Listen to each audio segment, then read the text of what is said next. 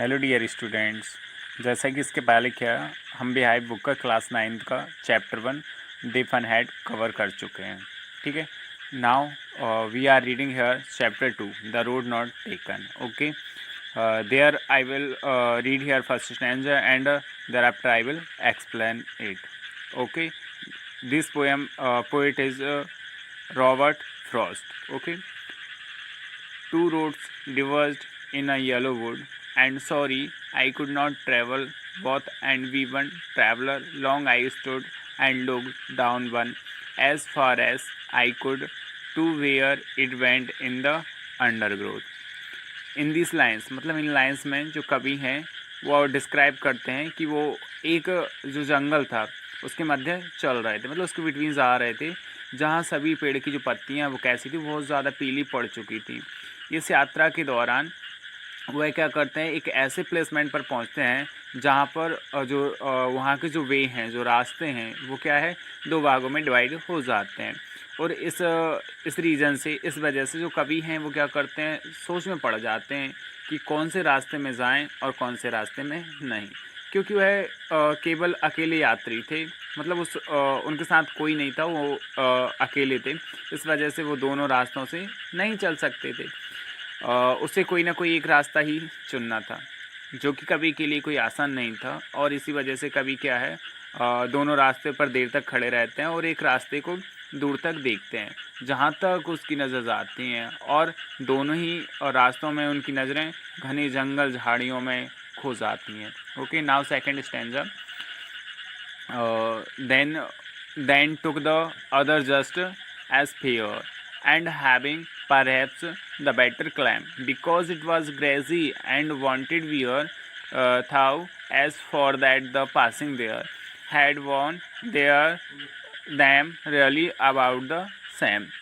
और जैसे कि हम लोग ने फर्स्ट स्टैंजा में देखा कि क्या होते हैं, जो पोइट होते हैं वो बीच में फंसे होते हैं जंगल में, और जो वे होता है उसको चूज़ करने में थोड़ी प्रॉब्लम जाती है, और अपनी जो एक झलक लगाते हैं दोनों रास्तों पर, क्या उनकी जो दोनों रास्तों में वो कुछ इस प्रकार खो जाते हैं। अब उसका जो हम सेकंड स्टैंजा एक्सप्लेन करने जा रहे हैं, इन पंक्तियों में क्या होता है, जो कभी हमें यह बताना चाहते हैं कि बीच जंगल में जहाँ पर वो खड़े हैं दोनों रास्तों के बीच में, है ना, वो अच्छी तरह से देखने के बाद कभी फिर क्या करता है, अच्छी तरह से देख लिया कि भाई मतलब ये रास्ता यहाँ पे गया, वो यहाँ से गया, जहाँ तक उनकी नज़र पहुँची, उसके बाद क्या वो सेकंड रास्ते को चूज़ करते हैं, आई मीन सेकंड वे को चुनते हैं, जिससे पहले की तुलना में ज़्यादा घास हो गई थी। मतलब जो फर्स्ट वे था ना उस पर थोड़ी घास कम थी, और जो सेकंड वे था उस पर जो घास थी वो ग्रेज बहुत ज़्यादा थी। कभी को ऐसा अनुभव हो रहा था कि यह दूसरा रास्ता वास्तव में उसके लिए एक बेहतर विकल्प था। कभी जानता था उसको डिफ़िकल्टीज़ थी, क्योंकि देखो जो येलो कलर था, घास ज़्यादा थी, मतलब वहाँ पे लोग बहुत कम निकले होंगे।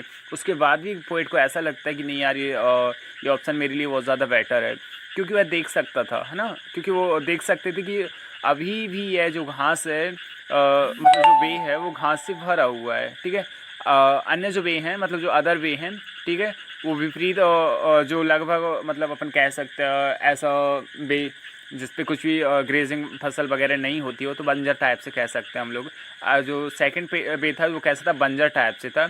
इसके बाद भी वह यह निष्कर्ष निकालते हैं कि उससे पहले जिन यात्रियों ने इस घने जंगल की यात्रा की, ठीक है, उन्होंने पहले ही रास्ते को चूज़ किया होगा, है ना, और जब वो उस रास्ते से गुजरते थे तो उनके पैरों से जो घास थी वो क्या है, थोड़ी दब जाती है। जैसे हम लोग पैर रखते हैं तो जो घास है वो दब जाती है, तो जो बे है वो अलग दिखने लगता है कि नहीं यार यहाँ की घास दबी हुई है। ऐसे क्या होता है, वहाँ पर जो घास थी वो दब चुकी थी, है ना, जो कि फिर एक तरफ से हम कह सकते हैं कि बंजर रास्ते की तरह लग रही थी, और इसलिए कवि ने क्या हुआ, दूसरे रास्ते को चूज़ किया, क्योंकि अभी तक वहाँ से कोई गुजरा नहीं था, और इसी वजह से घासें हरी भरी उगी हुई थी। Now we are reading third stanza. And both that morning equally lay in leaves, no step had frozen black.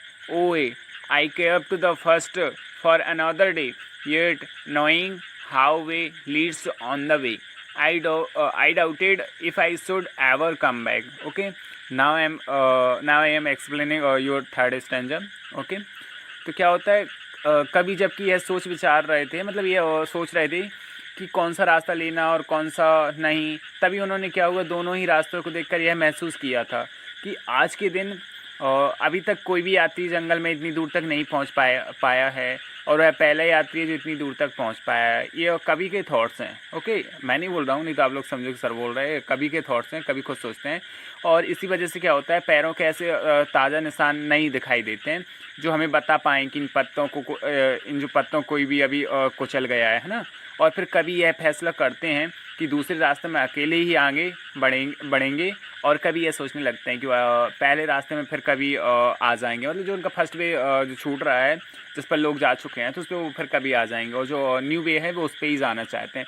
जबकि वह ये जानते हैं कि इसकी कोई निश्चितता नहीं है, मतलब इसका कोई डेफिनेट नहीं है कि वो आएंगे भी या फिर नहीं भी आ पाएंगे। ठीक है, कभी को यह पता है कि जंगलों के ये रास्ते एक के बाद दूसरे से मिलते रहते हैं, क्योंकि हम लोग देखते हैं ना कि अक्सर क्या होता है, ये रास्ते यहाँ से निकला हुआ है, वो रास्ता वहाँ से निकला हुआ है, दोनों मीट होते हैं एक प्लेसमेंट पर। तो ऐसे क्या होता है, जो कभी ये जानते हैं कि जो रास्ते होते हैं वो कैसे हैं, मिलते रहते हैं, इनकी दिशा बदलती रहती है ना। ठीक है, तो पोएट जो हैं यह नहीं मतलब पोएट को यह नहीं पता है कि इस रास्ते में जाने के बाद भी वह दोबारा इस मतलब ये जो ऐसा जो जॉइंट प्लेसमेंट है दो रास्ते वाला, यहाँ पर वापस आएंगे या फिर नहीं आ पाएंगे। ठीक है, now next stanza. Okay, I shall be telling this with a sign. Somewhere ages and ages hence, two roads diverged in a wood, and I took the one less travelled by, and that has made all the different. Now in fourth stanza, poet is saying, मतलब जो चौथा stanza हम लोग का, उसमें कवि कहते हैं ना, कवि कह रहे हैं कि उनके द्वारा जो डिसीजन लिया गया था, कौन सा डिसीजन लिया गया था, वही जो सेकंड वे को चूज़ किया था उन्होंने, तो वो डिसीजन लिया गया था, तो वो कैसा था, बिल्कुल इजी नहीं था। तो पोइट का कहना है कि वो जो वे था उसमें मैंने जो डिसीज़न लिया वो कैसा था, वो बिल्कुल किसी भी तरह से इजी नहीं था, आसान नहीं था वो, बल्कि वो इतना ही कठिन था कि जब भी कभी भविष्य में अपने इस फैसले के बारे में सोचेंगे, उनका दिल बेचैनी से भर जाएगा। अब जैसे वो डिसीज़न उन्होंने ले ज़रूर लिया था, बट वो बोल रहे हैं कि मैं कभी भी इस डिसीज़न के बारे में अपने फ्यूचर में सोचूंगा तो क्या उसमें मतलब मेरा जो दिल है वो कैसा हो जाएगा, बेचैनी सा हो जाएगा। कभी यह सोच रहा था कि भविष्य में कभी जब भी अपने इस फैसले के बारे में याद करेगा तो उनके दिल में एक ही ख्याल आएगा, एक ही थॉट्स आएगा कि इस फैसले में, इस डिसीज़न ने उनकी क्या हुआ है, ज़िंदगी में बहुत ज़्यादा इफ़ेक्ट डाला हुआ है। और उन्होंने अपने जीवन से पहले साधारण वाले रास्ते जिससे सभी लोग चलते थे वो चूज़ करते थे, अब उन्होंने उसको छोड़कर क्या किया हुआ है, न्यू मतलब एक ऐसे रास्ते को चूज़ किया जिस पर सभी लोग नहीं चलते हैं।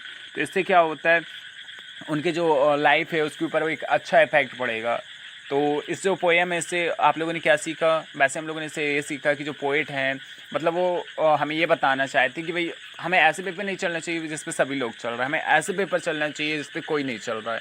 बिकॉज हो सकता है मतलब ईजी को तो सभी लोग फॉलो करते हैं, बट डिफ़िकल्टीज़ को कोई फॉलो नहीं करता, so we should follow up difficulties. Okay, thank you.